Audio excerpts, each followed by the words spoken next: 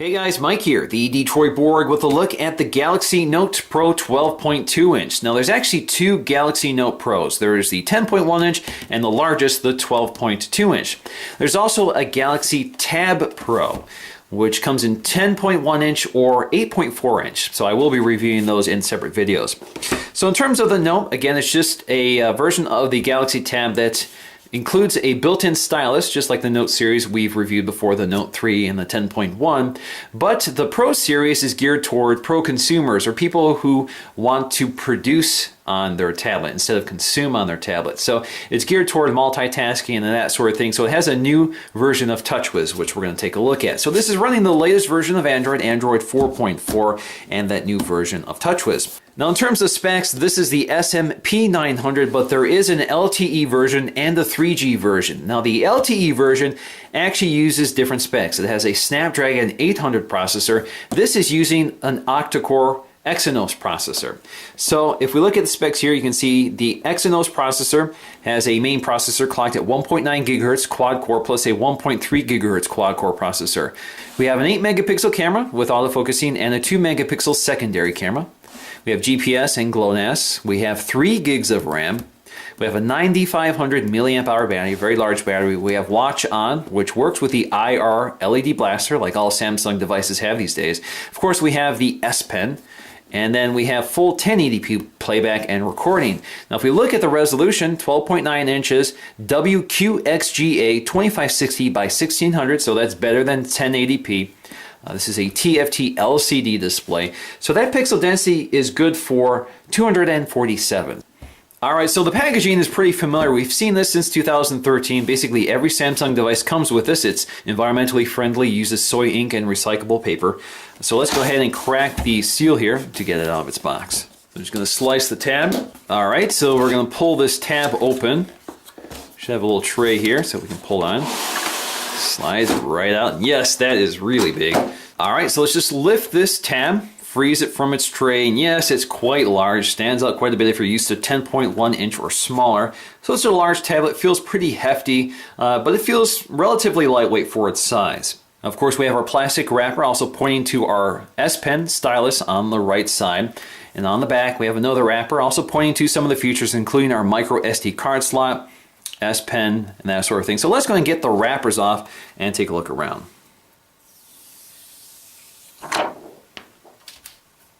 On the back as well, should be a tab somewhere.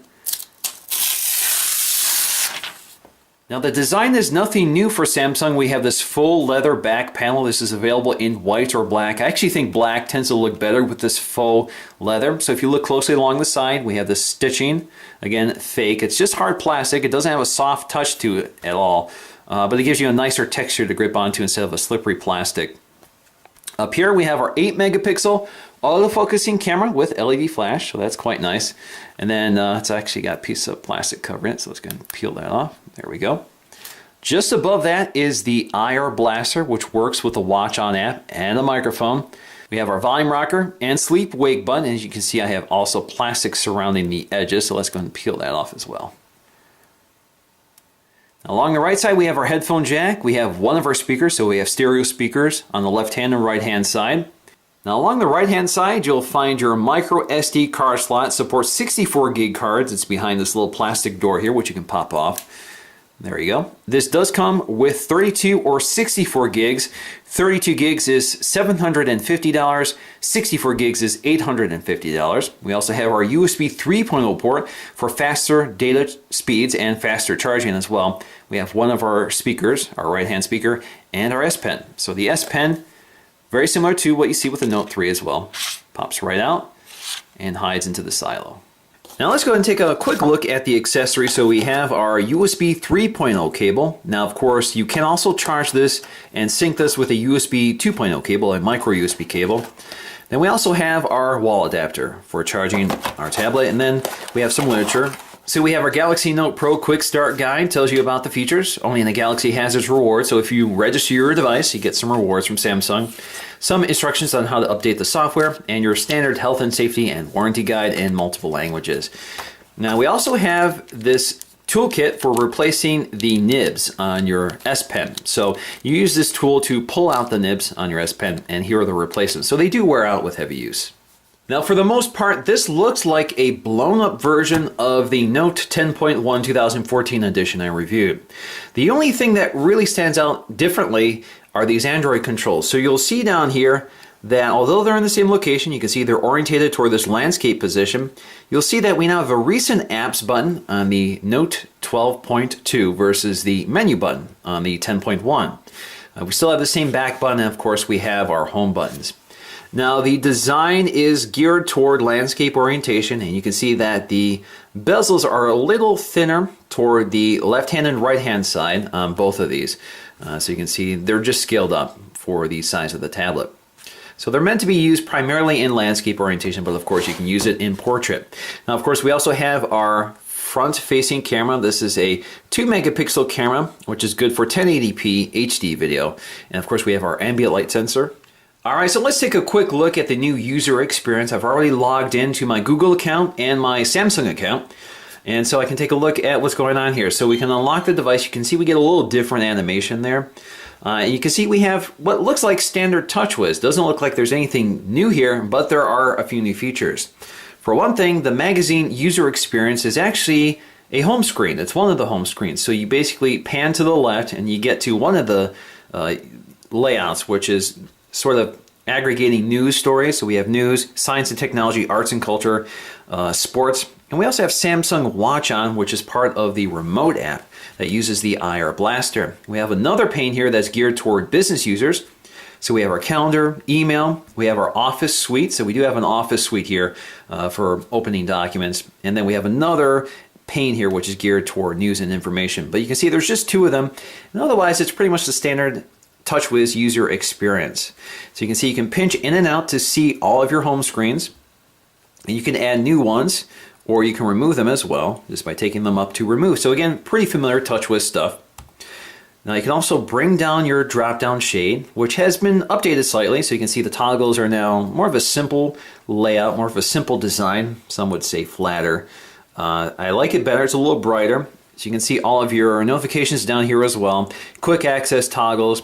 You can see that you can pan through them as well. You can go to settings to get to more controls. Let's go back down to our drop down here. And you can see the full view of all your toggles. So you can still see we have Smart Stay, Smart Pause, Air View, Screen Mirroring, Multi-Window Mode, which we're going to talk about, which has been enhanced here. We have Blocking Mode, Reading Mode, Bluetooth, Screen Rotation, and pretty much the standard array of toggles. We also can edit those.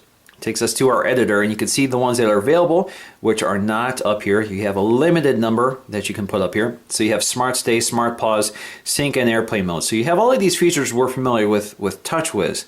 You can also see that the settings panel has been redesigned. Again, simpler design, more colorful, more uniform icons. It definitely looks a lot better overall. You can see also the apps icons have been redesigned.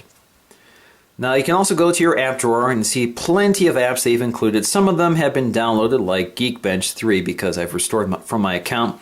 So you can see an app folder full of Samsung apps, including Sketchbook for Galaxy, and a few other things I haven't seen before. We're going to have to explore those in my review video.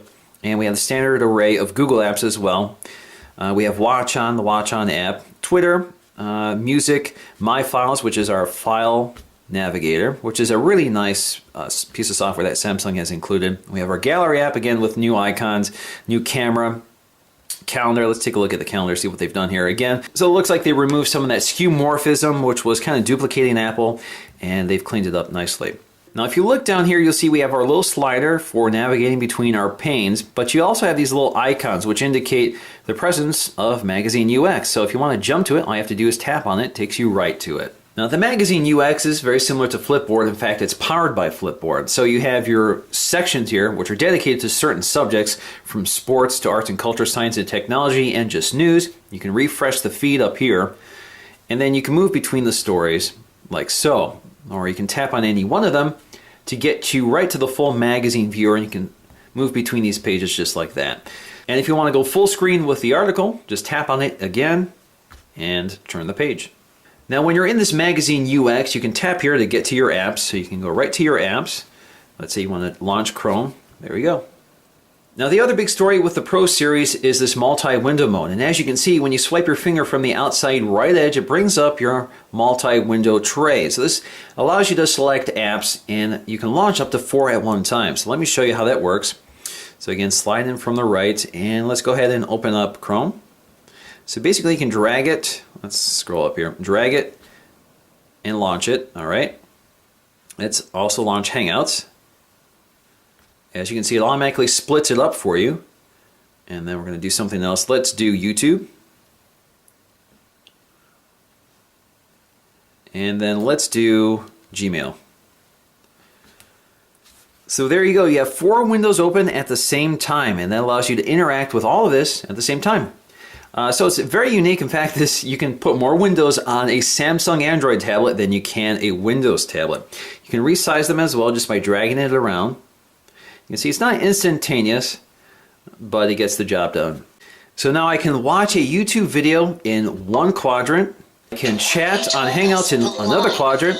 I can do research on Chrome in another, and I can read my email all at the same time. And as you can see, I get a little keyboard for interacting with whatever window I'm in. So you can see it doesn't completely block another one of the windows, so at least you can move it around and get out of the way if you need to. Let's go ahead and skip that ad. What's up, guys? Mike here. There you go. So again, tap somewhere over here, brings up your keyboard, and you can move it around. 2013 to see what Apple did throughout the year and what my personal top 5 picks Now, are. as I mentioned, the menu button has been replaced with recent apps. So as you can see, we have a new interface for recent apps.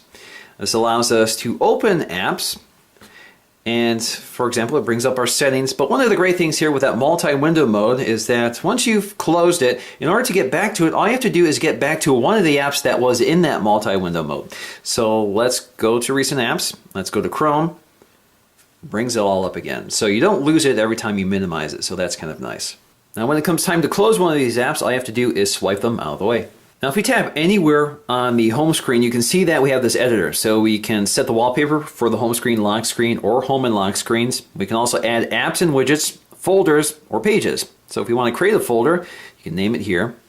So there you go, there is your new folder. You can see there's also a slightly different design here, and you can drag your apps up into it. Of course, we also have the S Pen, which is identical to the S Pen from the Note 10.1 2014 edition and the Note 3. So if you look at the S Pen, you'll see we got our Samsung branding along the side with this sort of metal finish. And we also have the button here for selecting things when you're using the S Pen, and there's our little nib which interacts with the screen.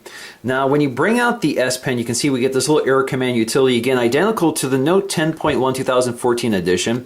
And actually if it disappears like that, all you have to do is tap the button along the S Pen when you hover it over the screen and it reappears. So you can see we have Action Memo, Scrapbooker, Screen Write, S Finder, and Pen Window. These are all features I'll cover when I do my full review. But if you want to see it now, just take a look at my Note 10.1 review and it's very similar. Now taking a look at the Android controls, they've also been updated with the latest version of Android. So for example, to get to Google Now, just tap and hold the home button. Takes you right there. What's the weather like tomorrow? Tomorrow's forecast for Rochester is 23 degrees with a chance of snow showers. Set an appointment for 8 p.m. tonight to finish this review. Touch to continue. So as you can see, you have full integration, and you also have S-Voice. So S-Voice is still here. You just double tap the home button to get to S-Voice. What's the weather like tomorrow? It'll be cold out there on Saturday with a high of 20 degrees. Don't forget your hat and scarf. Well, the voice still sounds terrible and it's still kind of slow, but there you go. S-Voice is still there if you want it, but you do have a lot of integrated actions with S-Voice. Now this tablet is geared toward productivity and professional, so you'll see apps geared toward enterprise environments, including WebEx, Remote PC, and e-meeting. We also have HandCom Viewer, which is a document viewer. So this allows you to view standard documents like PDFs, Word, Excel, and that sort of thing. Now in terms of performance, our Geekbench 3 scores are pretty solid. So we have a multi-core score of 2646, that's pretty high, and that's thanks to the octa-core processor. And then our single-core score is also really high at 915. Again, we're running Android 4.4.2 with 3 gigs of RAM and our 8-core processor, so pretty impressive. This is actually almost identical to the Note 10.1 2014 edition, and that's because they're spec'd the same way, at least the Wi-Fi version. Now, one of the benefits of having this large display is having a large virtual keyboard. It's almost full size, although not quite. So here I have my Apple keyboard. Don't let go sleep here. We have my Apple keyboard, which shows you that it's still larger than this display, and the keys are still bigger, but it's actually pretty close. It's certainly more roomy than a 10-inch tablet. So the idea here is that you should be able to type more comfortably, although you still have to get used to it. I still have to look at the keys. I can't just look up only at what I'm typing here. It's still something you have to get used to, and it's still kind of tight. It doesn't feel natural, and unfortunately, like most keyboards, you can't just put your fingers down on your home keys and then type normally. You still have to keep your fingers off the surface, so you still have to look at where your fingers are going most of the time. Now, we still have lots of keyboard options, including the split keyboard. So this allows you to use thumb typing, and you can move it around as well. Now, in terms of the camera app, it's also been visually updated, so you can see some design changes here, but most of the features are the same from something like the Note 10.1 2014 and the Note 3, so it's a really full-featured camera. We have lots of modes here: beauty face, best photo, best face, sound and shot, drama, rich tone HDR, eraser, panorama, sports, auto, beauty face, etc., etc. We also have these auto modes up here. We have our settings up here. Again, pretty familiar stuff. And we have our video camera as well. We can turn the stabilization on or off. It looks like it's off by default. So you have lots of features in here for a tablet camera. Now we also have our filters down here. And you can download filters actually from the App Store, from Samsung's App Store. Or you can edit exactly what filter appears here. So you can manage exactly what appears. Now, what I don't see here is dual shot mode. That's the mode that allows you to record both the front-facing and rear-facing camera at the same time. Now, just to give you some idea of the size, here we have the iPad Air 9.7-inch display. And as you can see, the iPad Air virtually fits into the display. The display of the Tab Pro is actually bigger than the entire iPad Air itself. So you can see it's a much larger tablet. Now, like the Note 10.1 2014 edition, this is also a beautiful LCD IPS display. Rich colors, nice contrast, bright whites, definitely a superb display. Looks great off axis, and you have really sharp text. Now, of course, you can use the tablet in landscape or portrait orientation, but it definitely feels a little awkward in portrait orientation. That's always the case with these widescreen tablets, so it definitely encourages you to use it this way. Alright guys, so that is my first look at the Galaxy Note 12.1 with the new magazine user experience. I will be doing a full review, a complete feature walkthrough of this tablet, so stay tuned for that, and until then, I'll see you again in the next video.